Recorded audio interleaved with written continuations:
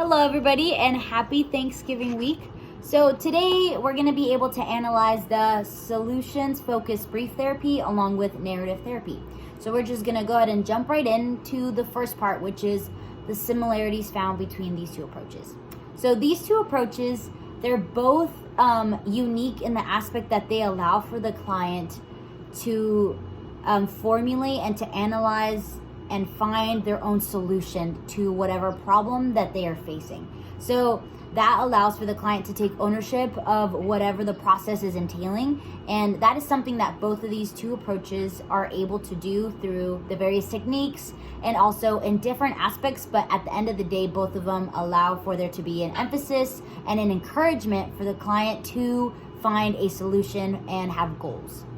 Moving on to the differences. So one of the differences is seen in the way that the therapist is supposed to, or the counselor is supposed to interact with the client.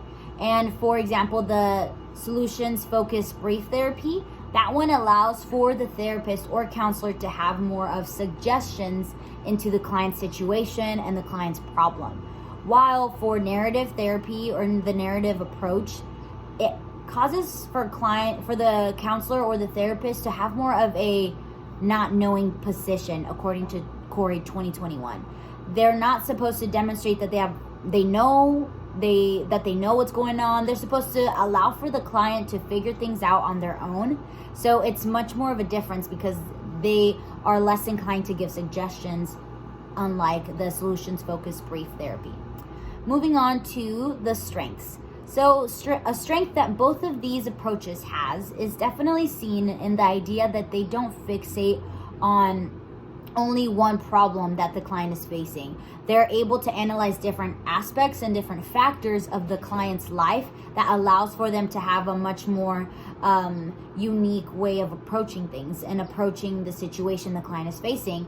And both of them are considered to be much more available for diverse populations, and it takes into account culture and other aspects. So that is a definite strength that these two approaches have. So moving on to the limitations or weaknesses that these approaches has is seen in specifically how heavy it is emphasized on technique. So both of these approaches sees technique as one of the biggest factors that plays into therapy. So because of that, something that can occur is that the therapeutic relationship can suffer when only technique is being emphasized. And then when analyzing it to Christian concepts.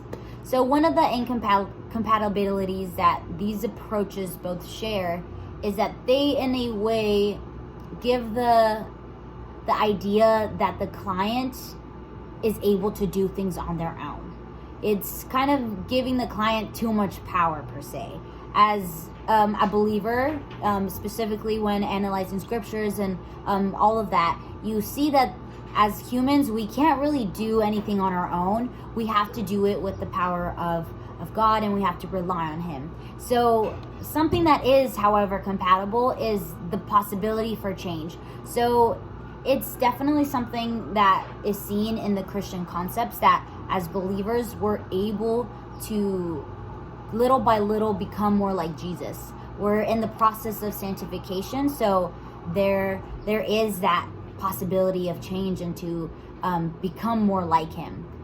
And lastly, moving on to the limitations when analyzing measurable outcomes. Because of these two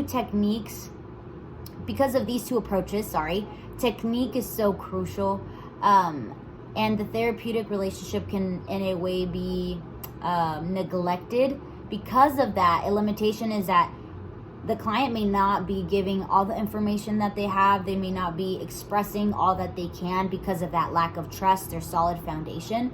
So that causes for there to be a limitation for the client to really give information, and then there's no way to measure how far along they're going and how well the process is occurring. So overall, this was very interesting, and these two approaches are definitely some that I could potentially see myself utilizing. But thank you all so much for listening, and I hope you have a great day.